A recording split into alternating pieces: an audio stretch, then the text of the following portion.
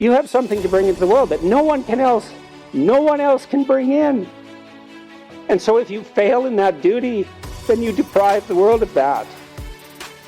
And maybe you shouldn't do that. Like maybe everything's lesser if you do that. And you don't know how much lesser, because the world's also constituted in a very strange way. Dostoevsky said that we're not only responsible for what we do, but for what everyone else does, which is truly an insane thing to say, but also in some sense fundamentally true. I don't know how it is that each of us can bear the burden of the world on our shoulders singularly, because I can't really comprehend how things can be structured in that manner, but I do believe nonetheless that it is the case, and so that if you forswear your responsibility to the highest good, then you tear something out of the fabric of being that is of inestimable value. And I do believe you will pay for that if you do it, and I would suggest that you don't pay that price, because it will not be pleasant.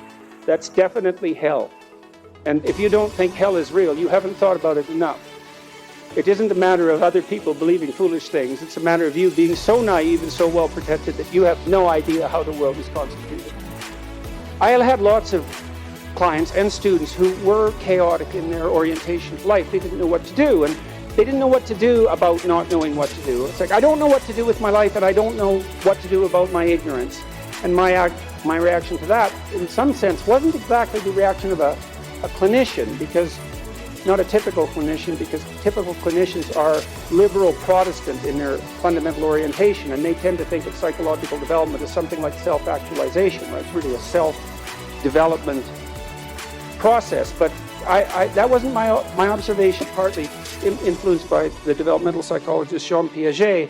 I had a more communitarian view of human development than that, and my observation was that most people find the cardinal meanings in their life not as a consequence of the development of their self, whatever that is, but in service to other people, in the adoption of responsibility. Because you're told, be responsible, and it's a finger-wagging thing again, that if you were a good person, you be responsible, you do your duty.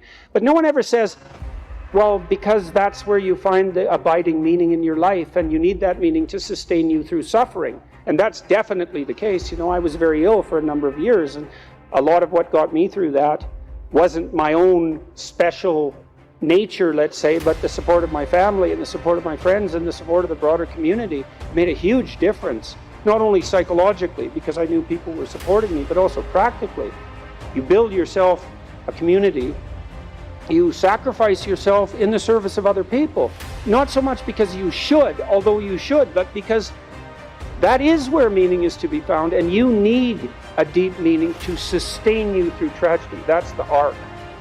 And you find that deep meaning, and there's a notion that it's better to give than to receive, and it sounds like a Hallmark greeting card in some sense, and people are cynical about that too. Well, yeah, you say that because you should be good and think that, but if you watch yourself, you'll see that it's true, because one of the things that's been really pronounced element in my life is that people thank me from time to time for things that I've done or said. And there isn't a better experience than that, that you put something out that's actually a manifestation of what you truly believe, and the consequence of that is part of the redemptive process for someone else. There is nothing that's better than that. Zero, nothing. In fact, I don't think there's anything that's even in the same conceptual universe of that in terms of its intrinsically rewarding properties. There's nothing better than to have people, perhaps particularly people you've never met, tell you that what you have been doing has had a salutary effect on their lives. And so that's a hell of a fine thing to aim for.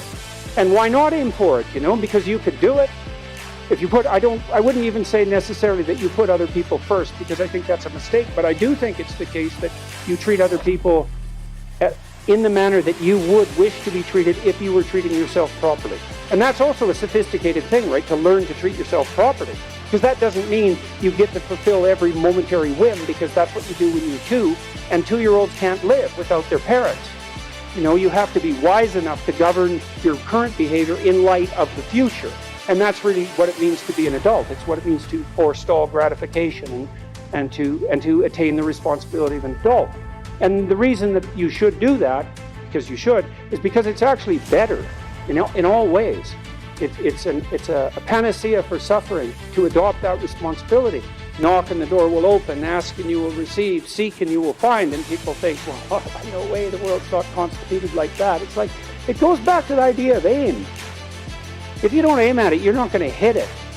And it might also go back to a question about what do you mean by ask and what do you mean by want, because it isn't just some casual request. Asking means something like this: I am willing to give up everything that I'm doing wrong so that I can put things right, if I could know what right was. And that's you're on your knees when you say that, man. And maybe if you're on your knees, you get the answer. And so that's worth thinking about. So, if you knocked and you wanted to walk through and you asked and you wanted to learn, and you sought because you wanted to find, maybe you would receive and be answered and find. But not without aim. I swore that I would stop lying. I said, I'm going to try not to say anything I know to be untrue. That doesn't mean I swore to tell the truth, because truth, that's hard. But you can consciously stop lying when you know you're lying. You can stop doing that. And that has been revolutionary for me. And one of the things I've really realized in recent years, and this is very much worth knowing, is that many times when people speak to each other, they have an agenda in mind. You want something from someone, maybe you want a job, and you want to craft your image to get the job, right? So you say what you need to say to get what you think you need. The problem with that is, what do you know about what you need? You're so accurate about that, are you?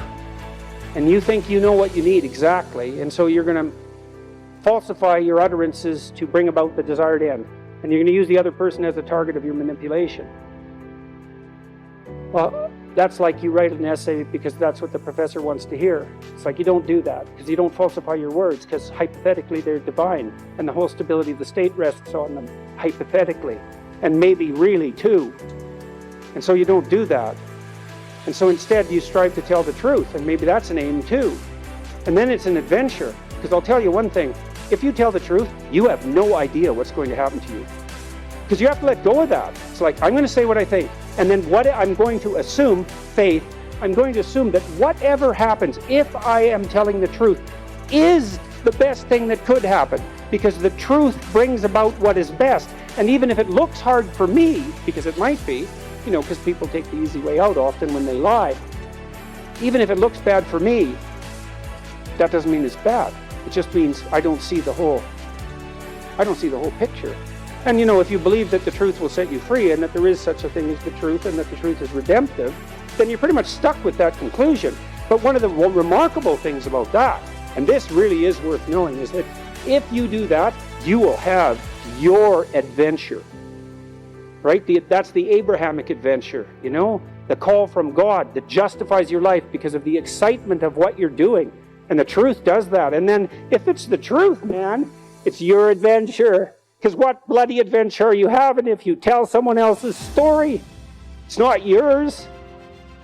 And maybe if it's not yours, it's not good enough for you. And then you suffer, and then you're bitter, and then you're cruel, and then you're resentful. That's not good, or you get arrogant. So you break up your life, into practicalities, your career, your education, your intimate relationship, your marriage, your friendship. Hopefully your intimate relationship and your marriage are the same thing. Your use of time outside work, your civic duty, and you develop an image for yourself, a vision for yourself on all those fronts, and assume that you can have, with the proper sacrifices, what you need and want.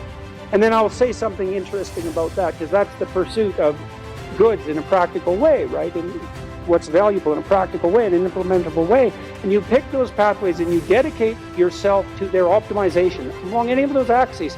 And then you learn to optimize an aim. And then you see, once you've learned to optimize an aim across a set of goods, you start to aim at what unites those goods.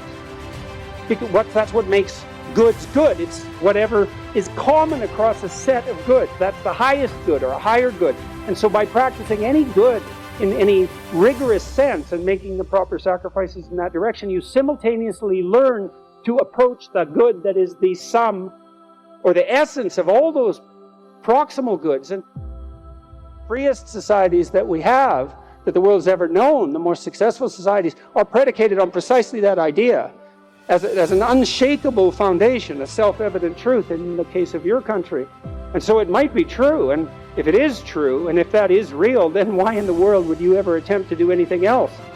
And it's kind of earth-shattering in some sense to take this with real seriousness, you know. It's all very frightening if you're not afraid of that vision, you know, and what it implies for you and your soul, then you didn't understand it. But it's also an unbelievably, endlessly promising vision of what your life could be.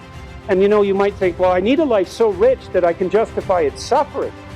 And that's really asking for something, because there's no shortage of suffering in life. And no one thinks their own suffering isn't real.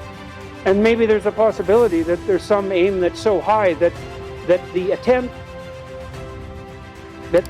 alone to move in that direction is of sufficient value to act as a panacea for the suffering. And so you could say at the end of your life, oh my God, that was so hard. It was worth it. And so that's the choice you make at the crossroad.